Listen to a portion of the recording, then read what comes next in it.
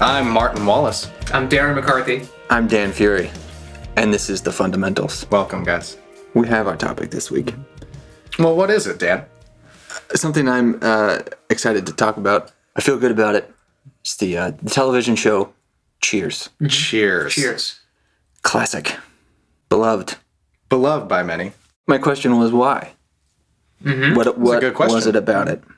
Has been on the air for a long time, but it still kind of feels like it permeates the TV culture. I think even with a generation gap, saying where everyone knows your name, people, even if they haven't seen the show, it's one of those things that's totally tied. Mm-hmm. One of the greatest television theme songs of all time. Yeah. Yeah. I think critically acclaimed to be. Absolutely. Mm-hmm. Yeah. It was even a huge hit single. See, I'd like to hear Seinfeld's whole theme. Right. As a single. The theme song, written by Gary Portnoy, Judy Hart, and Angelo, they had also written for a couple of, for some Broadway shows, for I think some other TV shows. Yeah, the Broadway show Preppies, an unsuccessful Broadway musical, it says here. Unsuccessful. And the theme song, yeah, so they had written another song, and then it got, originally for Cheers, it got rejected, and they rewrote the lyrics to be about likable losers. Now, that was something that kind of stuck out to me. Like, this is before the show's aired, before the people are on set, even probably the first season's written right in full. It was likable losers. I need a theme song for likable losers. Well, he nailed it. Mm-hmm. Yeah, and I think that's kind of it's a very specific way to describe a person or a group of people. Mm-hmm. I think that it's not, I mean, someone who's likable, it runs a gamut. Someone who's a loser, it runs a gamut. But a likable loser, right from the get-go, you gotta know what you're doing here. Yeah. Looks like he followed that up with the theme from Punky Brewster. Punky Brewster, yeah. Right on. A quick side note about Punky Brewster, if anyone has seen that movie, have you guys seen that movie? Ooh. No, I don't know anything about Punky Brewster. If anyone out there listening saw the movie, as I guess you probably would have seen it as a child if you saw it at all, and if you, especially if you enjoyed that movie, if you want to see how wrong you were as a child, go ahead and watch that again. Rewatch it. Awful? It might be the worst movie I've ever seen in my life. Ooh, I'd like to debate that. But It's I guess I should say the biggest change in opinion. Yeah. Because when I was a kid, I was like, yeah, this makes perfect sense. She's walking on the side of a building with glue. And then when I watch it again, I think this is absolute garbage. Mm-hmm. Yep. There's a few things you can look back on. Yeah. And unfortunately feel entirely different about. Yeah. Just one more thing. Have you seen Soleil Moon Frye as an adult? Yeah. Holy shit. Yeah. Yeah. Yeah. What happened there? Gorgeous. Not a joke. Gorgeous woman. Mm-hmm. Just real deal. Serious beauty. Serious beauty. If only her acting career could say the same. Mm-hmm. Not so much. Huh. I thought those went hand in hand. Anyway. So, Cheers. Theme song. Opening credits as well. Mm-hmm. You don't skip it. You don't skip it. You just sing along. It's wonderful. We'll say, before doing this research, I had never seen a full episode of Cheers. I'd seen clips on TV, people watching it, that kind of thing. I'd never seen it. We sat down to watch the first episode just to get a taste of it. We blazed through 6 in a row. I couldn't stop laughing. So good. Mm-hmm. I immediately got it. And this is the very beginning. When it started, 1982, didn't it finish very dead last when it premiered? Yeah. I think there was a huge question whether or not it would... For a while. I think it was ranked 72nd out of 74 new shows or something like that. Yeah. It was... If not, that might not be exactly, but it was the pits. I mean, did not do well. And it was a huge question mark whether or not it would be picked up again. Yeah. Which is shocking because even the pilot is hilarious. It was awesome. You know, and that's, 25 years or so now? Yeah, they're almost 30. 32. Yeah. Because 82, right? Mm-hmm. Yeah, and it still resonated with me, you know? Yeah. I had nothing to do with that culture at that time. Yeah, and even though, you can't help but kind of see it as an 80s thing. I mean, clothes and whatnot. It actually it really holds up. Their conversations, the themes. I related to these people way more than I expected to. And actually, like, I could look at all these characters, think of somebody in my life, and correlate them. Yeah. I think that's something that there's a sweet spot that this show hit. Yeah, definitely. That's I'm sure they didn't know it when they were doing it. Couldn't have, I don't think. There's this weird place in the way people live their lives before and after when this show was happening that you can relate. Sure. You know, if Cheers had been made in the 50s, I don't think we would be able to really relate to it. And then people in the, like 10, 15 years from now, I think they'll still be able to relate to this show. Yeah. I don't think you could do it the same way now, though. And again, I don't think you could do. You couldn't make a show about a bar the way that they did. I think, kind of a silly but instant like example that pops to mind is It's Always Sunny in Philadelphia. Takes place in a bar. Totally different. Completely different, and I think also kind of I have a sense, and I love that show. I have a sense though that it will date itself quickly. Yeah, that's I think by comparison, I think for sure. I think once that show comes to an end, if you watch it again 10 years later, it was a time and place. It was a time and place kind of Definitely. thing. We'll see. Yeah, we'll see. I mean, Green Man. We'll come back to that. Yeah, but I think with Cheers, it's not because it was made in the 80s or set in the 80s, but because it was made in a real place, set around quote unquote real people, real situations, and it wasn't. There was nothing like sensational about the way people acted or reacted to things. There's a bit of believability about everything. No one gets lit on fire one episode and then they're fine the next. There's none of that ridiculous stuff. It's all real situational stuff for sure. And all these characters are very likable from the get-go. They're losers too. Exactly. They're likable losers. I think what I found most remarkable about the first season in particular, because this changes as it goes, but it's all set in the bar.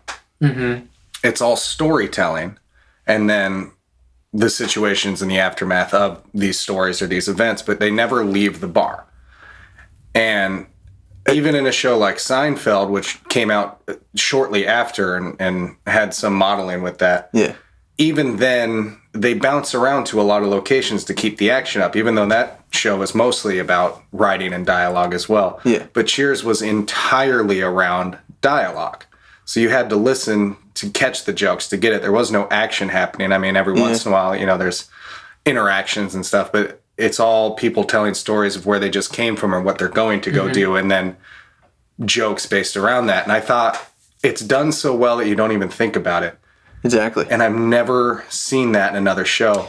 West Wing gets kind of close because they just walk around the same area over and over again, but they still leave and there's action. But in Cheers, it's just what's going on in the bar. And sometimes just the bathroom.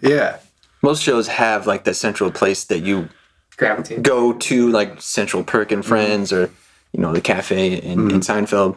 It all happens in the bar. Yeah, one whole season of just the one location. Yeah, the first season they never leave that room. And it's not. I think that's remarkable.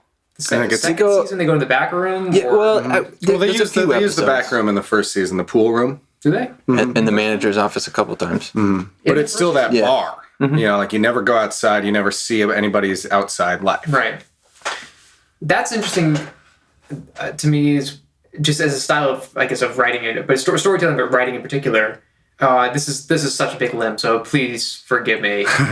But and I'm gonna hate myself when I hear this. It's almost like Shakespearean.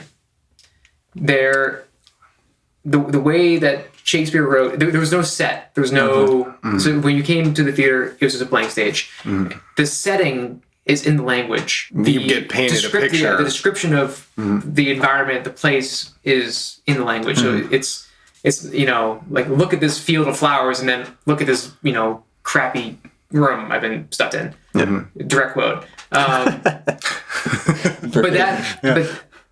that's a real trick. To be able to naturally or believably just talk about and describe something without looking and sounding like you're trying to talk and describe something, but you're just having conversations saying, I just came and did this at this place with this person.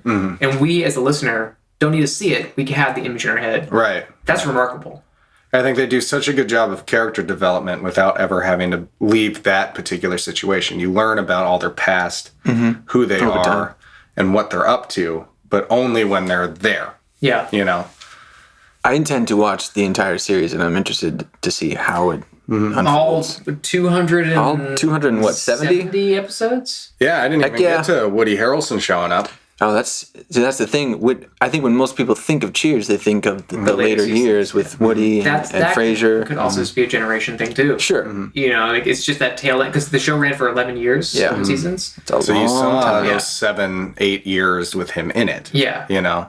So I think there's quite a few people today that probably saw a live episode or a current episode airing. Yeah. Like you said, you hadn't seen a full episode ever. No, ever. I hadn't watched it I've only since just seen it 1992 on. Somebody or was 3. watching it or something. I don't know. Yeah. I was, of course I couldn't relate to it then, but now it's like... I'm really glad we picked this just so I could find out about it. You know, because the very first joke of the pilot is enough to draw me in. Do you remember this joke? I will when you tell me. So it's a woman comes into the bar. There's no one there. And she comes in with her fiance she's about to run away with and get married. So she's never been in this bar before. She never goes to bars, right? And there's nobody there, right? And the phone's ringing. So she decides to answer it, right? She picks up the phone. There's a woman on the other end just yapping. You can kind of hear the meh, meh, meh, meh, meh. And you see this startled look on her face. Sam, the bar owner, comes out, right? Sees what's going on and is like, she puts the phone to her chest and is like, are you Sam? This woman, Ashley or something, like wants to talk to you. And he does this big gesture and mouths no, not here, and like waves his hands like, no. Like, I do not want to talk to this woman. Whatever just happened between us is no good. So she takes a message for him, right? Hangs up the phone and says, she just wanted to tell you that you were a magnificent pagan beast. Right? And it just resonates with me at so many levels. It's so funny because he doesn't want to talk to her. Right. And it's an incredibly ridiculous compliment of such magnitude. Yeah. And all you're thinking the whole time is like, they just had an awkward situation. He was mean or they just had a breakup or whatever. But no, she just wanted to tell him that he was a magnificent pagan beast. Now, is that a compliment, though? It sounds like a compliment Sounds to like me. it. And he references it throughout the episode, doesn't he? He wears it like a First joke, right out the gates, Now, let's talk about this character, though. Is Sam intelligent? I think he's really smart. Yeah, but charming as all hell too. But he's pitted with the book smarts of I've forgotten her name, but Shelley Long's character, Diane. Diane. That's kind of why I think he's kind of dumb. He's met his match, I think. Yeah. In this character, I think that's he's one of those guys that can be so charming and quick witted. But see, I like the idea of that magnificent pagan beast being her insulting him to the depths and he doesn't of her ability. really, he takes it as a compliment. Yeah, could be. Either way, it lands. I think it's really, really good. Now, here's something. Do you think that character would get written today? It's hard to say that it would. I really wonder. I feel like that's one thing. Thinking about or watching Cheers, you think about a male bartender kind of picking up women, or women are kind of chauvinistic. Yeah, women are expendable. Women are pleasures or he's objects. looking for the dumb ones. I really wonder if that one aspect of it. I love him being pitted against the book smarts. Yeah, for sure. That would get written. What I think was great about it, though, was as much as he is doing that, there's like a very early in this season, a stunningly attractive, dumb as bricks woman comes in, and he is all over it. Yeah. And Diane keeps ruining it for him, showing how stupid she is and all this other stuff. And he takes Diane in the back and is so open about the fact that that's what he's into and doing. I think that's kind of a special thing about his character is he admits that's what he's looking for. Yeah. He's not trying to hide it. He's not pretending like he doesn't see it too. He's just been around the block and is looking for this He's playing next into new it. thing and knows how to get what he wants. I still wonder if that would get written in today.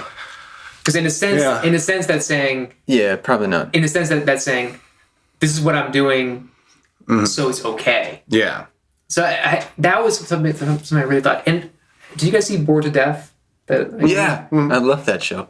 And he's great in that. He's really great in that. Ted Danson is fantastic in Huge that. stoner, right? And kind of a similar vibe. A little bit. And that was one of the things I thought about. Is like I really wonder how much of it is because it's Ted Danson who played Sam already. Yeah. We're accustomed to seeing this character, or this is who the character is going to be if it's Ted Danson or Kevin Spacey who plays it. Right. It's going to be this guy, and I really wonder about. I would say it's a lot of Ted Danson. I think it's a lot of Ted Danson.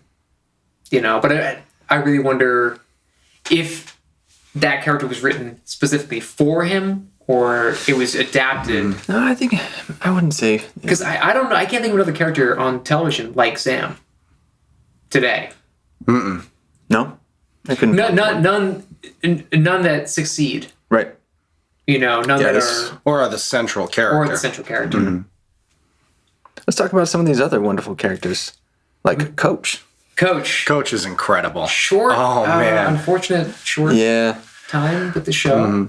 With 3 seasons. I think it was during the 3rd season he passed away. But they don't really say that he passed away for another. A couple episodes at least. I think they didn't for a while. I think Woody was been on the show for a while, and then they just kind of mentioned it. Because the coach was away. He was away, and then they mentioned that he had passed away. He passed. Tragic. Died, during the run. Yeah. Nicholas Colasanto was the actor. And was it a heart thing? It says he died of a heart attack. Yeah, heart attack. Only 61. It looked a lot older. In 1985, Coach is explained to have died without explicit explanation, but the actor died of a heart attack. Now, he has a really, really cool role in the whole thing. This sort of incredibly dim-witted and yet wise father figure. This guy can't seem to get any common sense things right. And yet is always first to give advice about something. Yeah. And then doesn't even know that he's doing it. Yeah. And the explanation as to why he's so dumb, you guys remember this? He, when he played baseball, he had made an art out of getting hit with pitches. Oh, yeah, when he falls down the stairs. Yeah, so he just got hit in the head with fastballs too many times. And that's why he's so dumb. Just too many concussions. And there's this great scene where Diane is dared to throw a ball at him. Oh, yeah. Yeah, and she's like, I can't throw a ball. It's like, the worse the better. Don't worry, Coach will still... Coach will hit it. And she does. She throws it and cocks him right in the head. They call him Coach for a reason. Coach. Yeah. Sweet guy. I'm trying to find... I'd read a bit where he had written a line on the banister when you walk in to the bar. Mm-hmm. And after he passed, they left it there. Mm-hmm. And every time they came into the set, they would touch it as a sign of respect and remembrance. And then during a season break, they came back and the crew had painted over it, and they were so pissed. They were talking about just not doing the show anymore. They were so angry. I want to find that. A lot of feelings there. That's got to be really tough to do a show right after one of the cast members is passed so unexpectedly. Yeah, such a beloved one too. I mean, on the one hand, it's your job. Mm-hmm. I mean, this is you have to. These things happen too. They happen. You got to show up, but especially I think in this type of job, it's part of your job to become close or to have maybe even if your characters are enemies in the show, you would still have to have this rapport. You absolutely have to connect, and that is something that that happened in the third season, and they, by and large, like the main central cast kind of sticks together after that. Mm-hmm. I mean, I think you can imagine that would be kind of the death blow for a lot of shows. Mm-hmm. Yeah. You know, people kind of like by 4th or 5th season, people are like, I'm abandoning ship here. Yeah. I think it was maybe because it was such a strong. It became such a strong ensemble. Mm-hmm. Mm-hmm. I would imagine it would be a joy to come back to. That guy had a picture of Geronimo hanging in his dressing room. Oh, did he really? And they put it on stage after he passed. Mm-hmm. And it sat there for the rest of the thing, a little homage. Now, he was starting to lose it. I remember reading he was having trouble with lines. Yeah. I think that's where that... Maybe that's what it was. He had written down a line on the bar. Yeah, he did. I'm trying to find it. And that's what stayed there. Oh, here it is. He had trouble remembering his lines and would write them all over the set. So for the episode, Coach buries a grudge. She wrote his line, "It's as if he's still with us now," on the wooden slats by the door. So yeah, it was pretty meaningful to them that it was there. And the cast was so angry when it was painted over that some of them threatened to quit. Wow. So they love the guy. Yeah. That's heavy duty. Let that sink in for a minute. Yeah. Before we started recording, we looked up longest running sitcoms. Mm-hmm. Well, I guess we were assuming live action. Yeah. It's a couple animated shows. Yeah, The Simpsons came in there. South Park came in, I think, the tops. How long has South Park been on right now? Since 97. Yeah. Wow. I think they're on season 18. 18. Wow. Still funny. Yeah. But the longest running live action was Ozzie and Harriet. Yeah. From the 50s and 60s. I don't know anything about that. Yeah, I'd forgotten about that. 14 seasons. But we found Frasier, which was a spin-off of Cheers. So Cheers went 82 to 93. Frasier went 93 to 2004. Wow. So Played that character for 20 years. Wow. think about that. Not only Frasier, but because even the other Cheers characters would kind of have recurring roles in Frasier. Yeah, 22 years. I read that almost everyone appeared on Frasier at some point, except for Kirstie Alley. Now, should we get into that? I think we should mention it. It kind of plays into what we've talked about before. So why didn't Kirstie Alley appear on Frasier? Well, it is said that because Frasier is a psychiatrist, which is in direct opposition to the feelings of Scientologists, As we know. she felt that she could not participate. Moral grounds there. Yeah. Moral grounds. Religious differences. What a fun little crossover between podcasts. That's the first one, like direct crossover. I think it's the first direct. Yeah. We've mentioned other things Sure. for certain, but That's a perfect example. What a great example. Well, all the actors have kidneys. At least one. Hollywood's a circus. If you really want to push that. Oh boy. It is kind of interesting that she wouldn't do a show like that based on When everyone What we else now know. in the What a cast had done successful it. show. Yeah. You know, and what was Kirstie Alley doing in the Right. late 90s? Whenever that was happening. dieting. Yeah. Doing her damnedest. Of a sort. After a fashion. Guess. We're talking about it, at least. Now that we're talking about Frasier, you guys touched on looked into Kelsey Grammer's, Net worth. personal life? I don't know about his net worth. He's just had a string of interesting relationships Oh yeah. No, with wait. a very specific type of woman over and over again. I thought this was kind of fascinating. Did you ever watch Frasier? Not really. I've seen episodes of it. I've seen more of that than I've seen man. Cheers, but Again, I haven't watched Frasier, since it's I feel like I probably Very little. watched Frasier more, or I guess maybe I remember it more. Yeah, I remember it being on more. Yeah. I recall. so Kelsey yeah. Kelsey Grammer's been married 4 times and has 6 children. Oh wow. Yeah. I think he had a child not too long ago. He's a Yeah, pretty really old recently. dad. 2010, August 12th, 2010. So his first wife was a dance instructor, right? Nice. Great. Had a kid, little Spencer Grammer. Got divorced. Kramer's Spencer. has a tough last name. And then married a former exotic dancer. Ooh. Okay. Yeah, took it up a notch after dance instruction, right? Yeah, she was abusive and fired a gun at him, though. No shit. Has Amazing. ex-striktors. What's Wow. because we need to do a podcast about her. Leigh Cushany. I've never seen this before. Cushany. C.S. Yeah, imagine. Maybe that's the stage name. I don't know. Yeah. Suani. Anyway, after they broke up, he married a 28-year-old named Tammy, and they got engaged and then broke up within a year.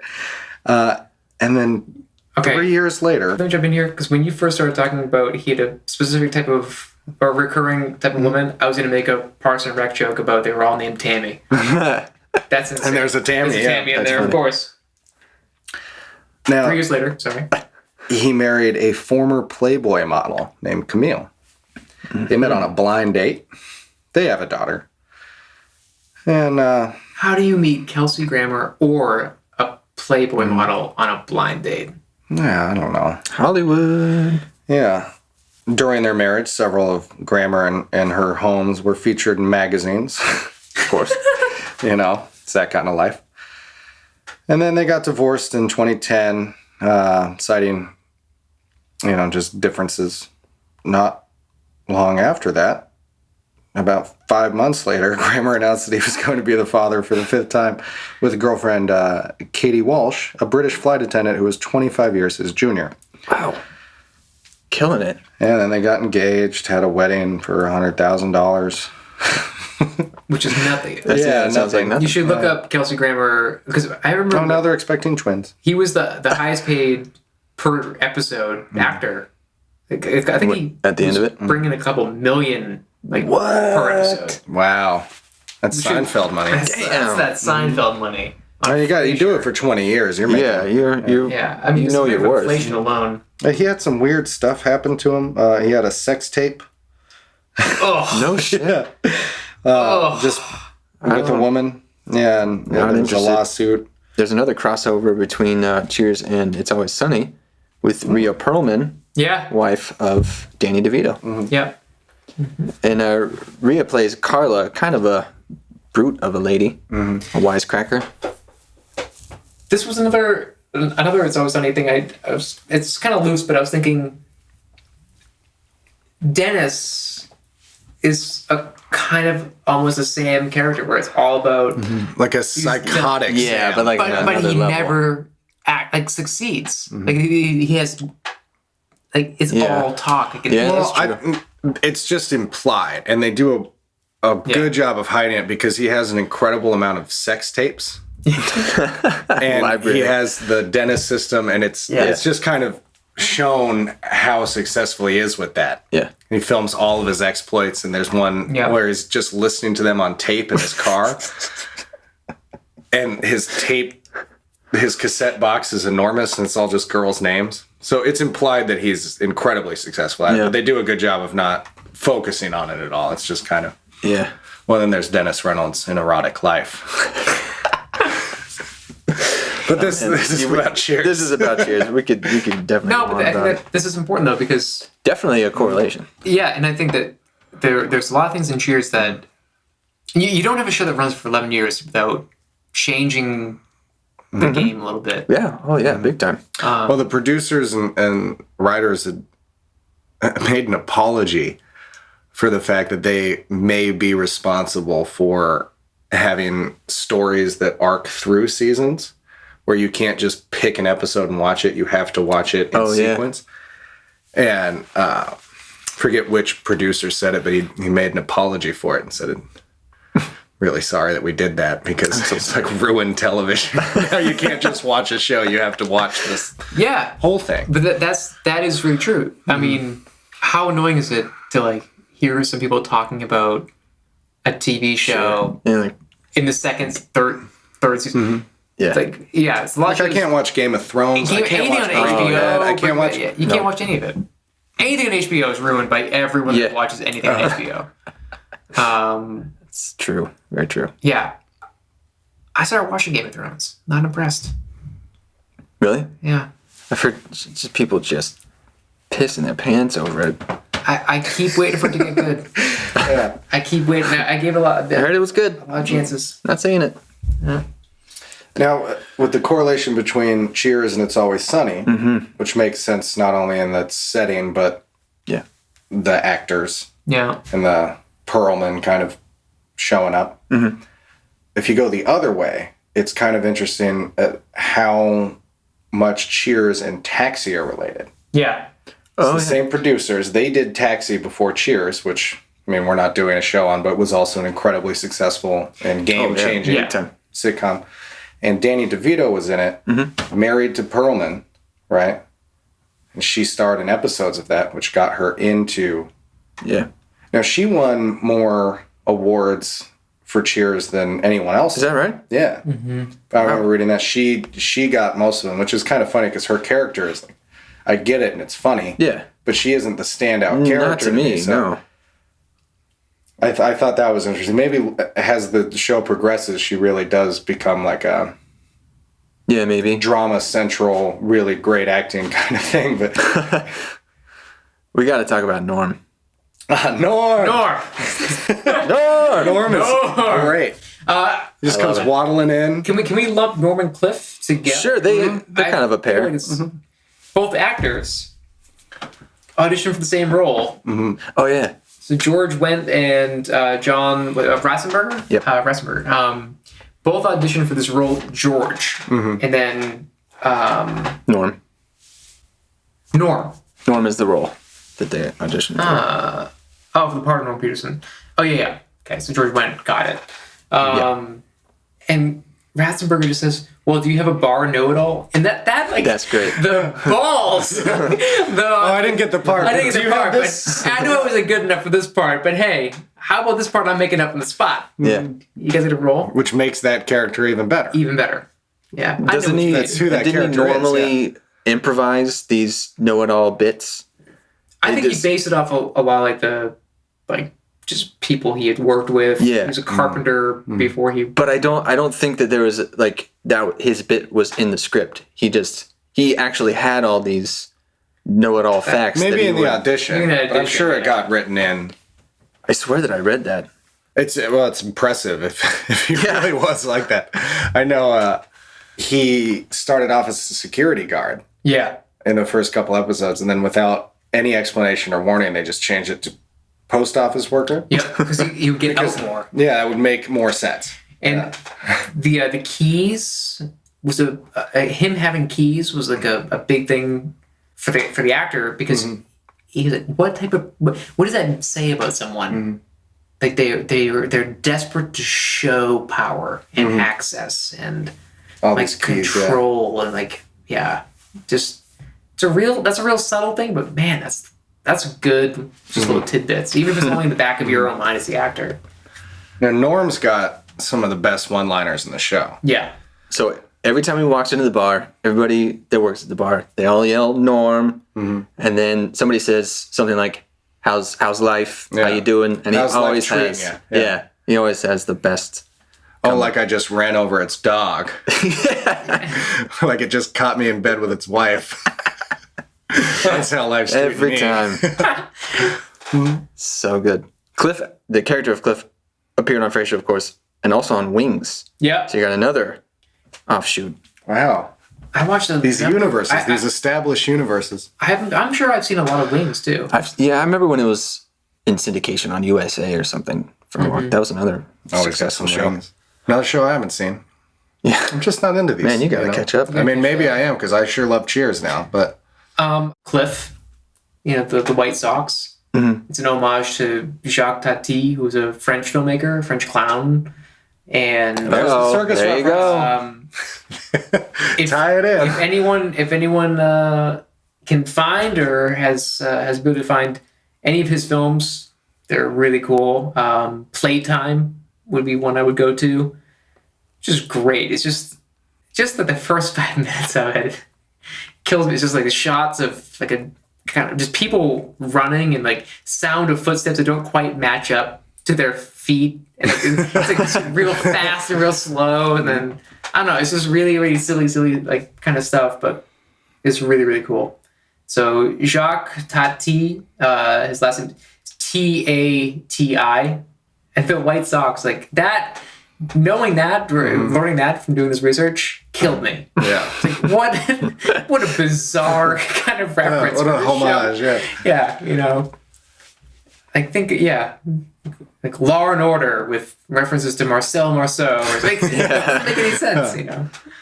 It's so good. See, I don't even want to talk about Diane Chambers. No. She's not... She came and went. She was great, you know. She was there for a while. I don't... She was a pompous ass. There you go. And she was. It kind of rubbed me the wrong way from the pilot. As much as Sam was an idiot that had like this charming smarts to him, Diane was this overeducated, absolute moron. And they played each other in the same way. Like what Sam knew, she didn't, and what she knew, Sam didn't. Yeah, see, Did I say that the same? Whatever. We'll find out. Was that an inverse, or did I just say the same thing? They need each other. Yeah. I mean, I like the dynamic, the back and forth between them, but her on her own, I could do without her. I love the subtle hints to how many things she majored in. Yeah, she got so many degrees.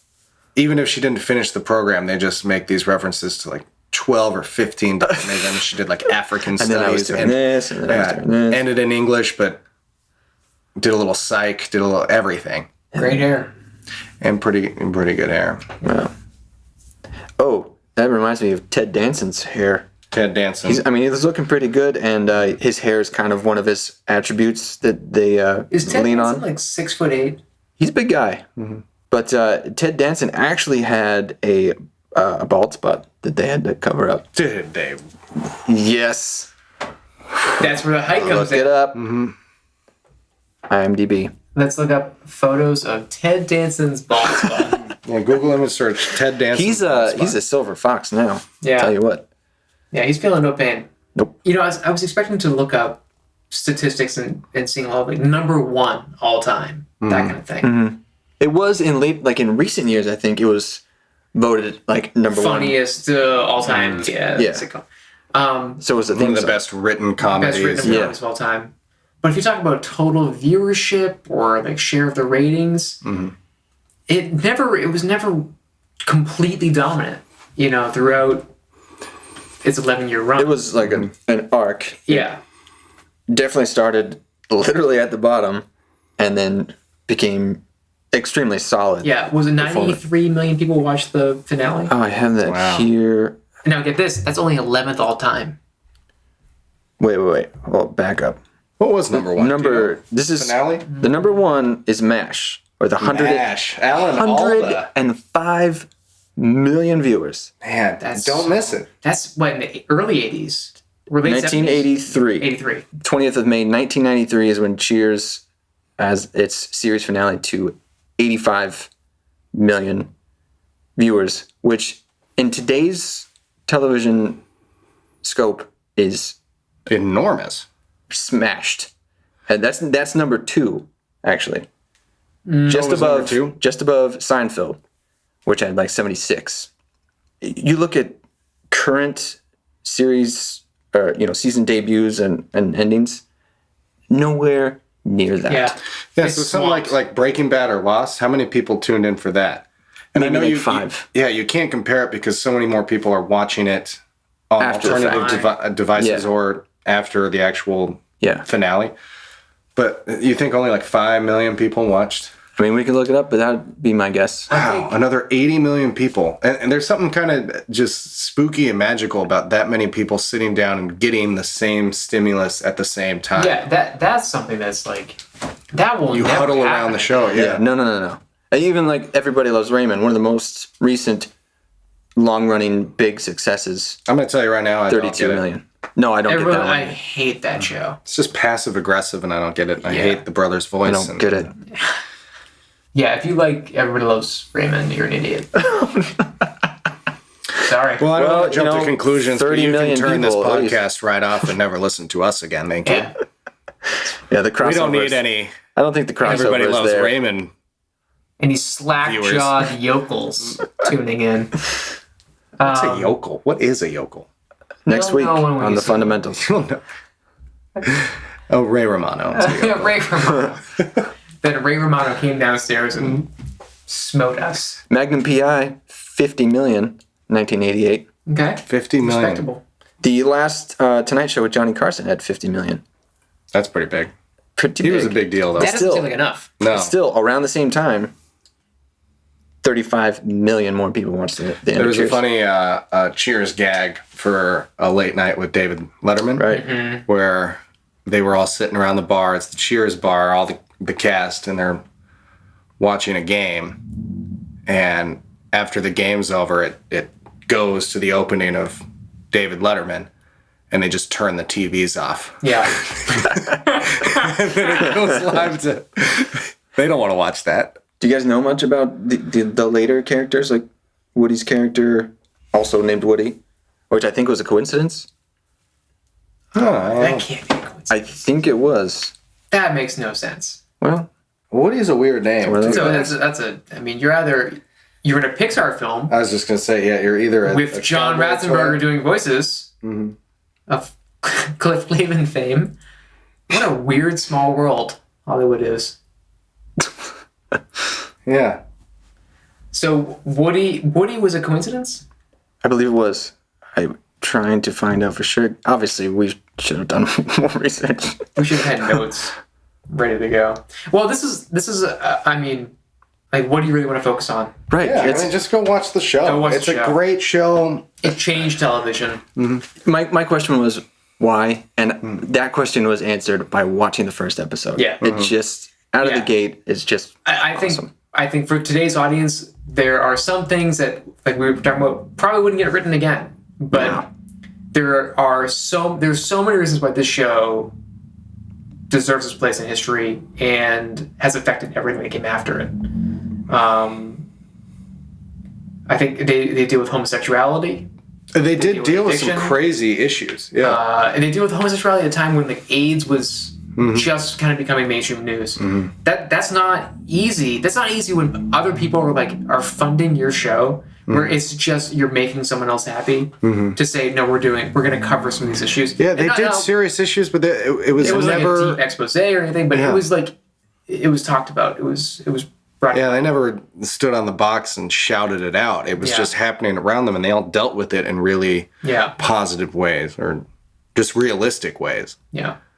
Yeah, I mean, yeah, you wish that people would make a stand, but I think everyone has their limits and, and how far out they're willing to go. But, I mean, just the fact that you think about the stigma of, well, I mean, HIV/AIDS for certain in the 80s, but then that was so directly tied to homosexuality. Yeah. I mean, it was inescapable.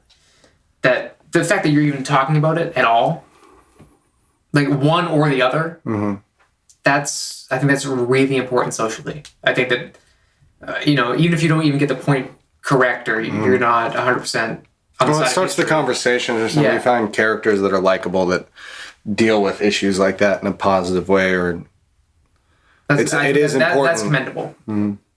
That is really commendable. well, it's a thin line too. It's a really hard thing to do. Yeah. Especially if it's not the focus of the show to make a stand. One Yeah, way your or show's the about other, a but- bar.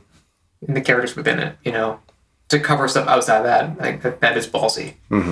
the fact that Woody Harrelson shared the same first name as his character was a total coincidence. Wow. Jesus. The character was There it is. named Woody before any actor auditioned for it, and according to Harrelson, he had never seen the show and was not interested in doing television, but auditioned at the suggestion of a friend. Do you think they're still friends? I would hope so. Wow. I would think so. That friend, Thanks, buddy. Danny DeVito. Married to Rhea Perlman.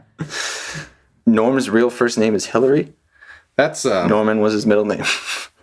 in the show. Yeah. Hillary Norman. Norman. That's awesome.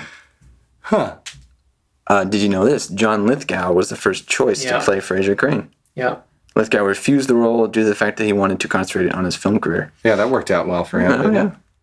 Well, What else do we got here? I mean, my conclusion is Cheers was fantastic. Watch the show. Great I mean, show. I might watch one tonight. I would love yeah. to. I If think I will watch one tonight. I'm gonna. I think that Watch one tomorrow. the big takeaway for me is yes, it's It's a really great show. But it redefined a lot of the ways that we watch television. I mean, for good or worse, you know, if you miss an episode, you kind of miss a lot of the plot. You gotta stay on top of it. Before that, it was supposed to be like serial. Like, you know, each episode, half an hour episode, hour an episode, it takes care of, you know, beginning, middle, end. Yep.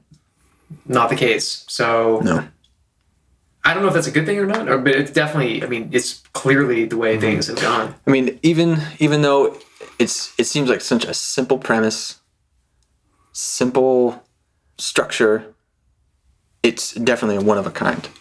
Well, Completely of its own, a wonderful piece of, I would call it a piece of art. yeah, and I think it's influenced so much. Absolutely. Can't help it. I mean, think about how many different shows or movies that we've talked about Cheers. Just talking about it, yeah. Because it brings things to mind. Now, what's the woman's name from Parks and Rec, the woman who created and writes most of it, Amy Poehler? And she had a quote saying that if you want to be a comedy writer, if you want to write TV comedy, the best thing you can do for yourself is just watch Cheers. Yeah. Thank you, Amy Poehler. You're right on. She's pretty about funny. A lot of things. I think Amy Poehler is... She's no Tina Fey. I think Amy Poehler is actually... I think I'm waiting for, like, Poehler, like, 2020 or something. Like, she's going to run for office or something. I see this... I take back my last statement. I'm really sorry. I do like... You're not sorry she's going to be in Amy Poehler's America. Oh, well... You're going to be really sorry at that. We're going to hear from Amy's lawyers. Amy's going to be in contact. If we are on Amy Poehler's radar, I will be thrilled. Yeah. And Shout out to Amy. Amy from the basement. Yeah. Okay. Keep it real. Yeah. Now, there is a pretty big common misconception that needs to be cleared up. Let's do it. There was not a bar called Cheers. No. It was not called Cheers. For the show. It's a thought that Cheers really did just take over this bar called Cheers and the whole thing. That original bar doesn't even look the same inside. No, that's just the outside shot that they got. And it was called... It's on the tip of my tongue. Whistle and Pig or something. No. There and Bowl and something? It's oh god, I'm from Boston. Who's closest? Yeah. It's right there. I got it. Boston. Doop-a-doop. I looked at it like right before we started this. This is terrible. I'm thinking like the Bell in Hand. That Something sounds is... close. Yeah, it's something. It's something, you know? Wolf and Beans.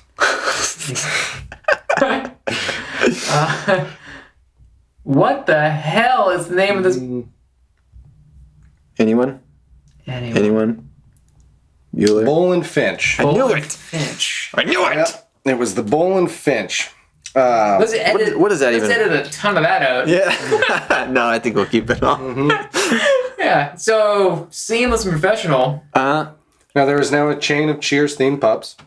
The one at Eagle Hall is made to look. I remember being in an airport. I want to say it was Dallas.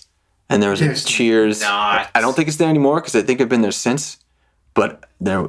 Was it in the airport? It was in the airport, yeah. Because I mean, it didn't look anything like it. 15 airports around the world that have Cheers bars in Yeah. them. It didn't look anything like it except for the logo. But this original bar is now called Cheers, right? Just recently, they changed They changed the name, yeah. There is a spin-off sports bar concept called Sam's Place. Ooh. Wow. The theme song to the show was eventually licensed to a Canadian restaurant, Kelsey's Neighborhood Bar and Grill. Kelsey's. Yep, I'm going to their Wikipedia right now. Kelsey's. Didn't the cast all watch the finale at the Cheers, at the Bull and Finch? I think the Tonight Show with Jay Leno was like covering it as well. I don't want to talk about Jay Leno. Yeah, let's not. Fuck that guy. It's true. Yeah. I'm talking about something I won't watch. The Tonight Show with Jay Leno. I will not watch Jay Leno. Yeah. Sorry to get all serious here. Sorry, for guys. but My aunt went to high school with Jay Leno. I love that you say aunt. Did you say aunt? Yeah. You say aunt? I say my father's sister. We're all so unique. Or my And that's why mother's this sister. show works so well. No, but really, no Jay Leno. No. Okay. Sorry I brought him up. Really I apologize. wish I could do a really good Jay Leno impression. I can't. Nobody can. Nobody really can. Yeah, you guys. Yeah. It's just I feel like it's just squeaking and nasally at the same time. Hey, you know. Hey. Yeah, you know. Hey. They need rim shots. Yeah. All chin. Yeah. It's all. Hey, tonight we got Drew Barrymore. Man, I don't get them. You ever seen this? Have you heard about this? I'd watch. That's actually, man, it's good. It's pretty good. That's pretty good. Oh, thanks, guys. I'd watch Everybody Loves Raymond before I'd watch Jay Leno do anything. Whoa. Whoa. Come At on. least Ray Romano's sincere. Whoa. So, cheers. Cheers. Cheers, everybody. A great show. We should all A good time. Check it out. It's my new favorite show. That's older than I am. And is. I think that is awesome. It's older than we are. Well, this has been The Fundamentals. I'm Martin Wallace. I'm Dan Fury. I'm Darren McCarthy. Thank you so much. Goodbye.